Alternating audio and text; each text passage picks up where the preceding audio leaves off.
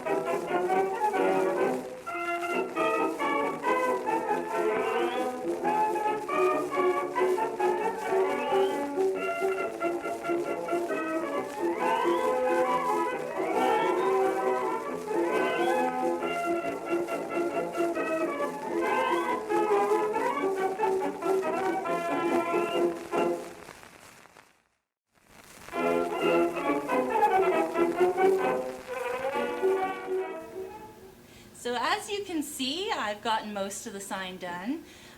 Jen's library, figure it can go on my bookshelf at home. Now I'm going to use a special brand that we have, the Heart brand, to add a little something something to the sign.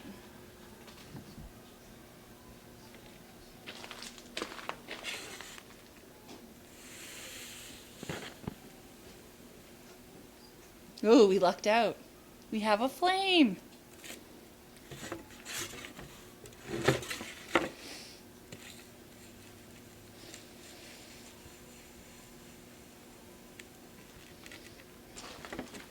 So there we go. A lovely custom branded sign. We love making them. Normally we'd have a whole bunch of these made during our festivals, but unfortunately this year is not quite the same. But hopefully when we're open up, you'll stop by and maybe see if you can get something made up. Tune in next week for another fun Heritage Skills video.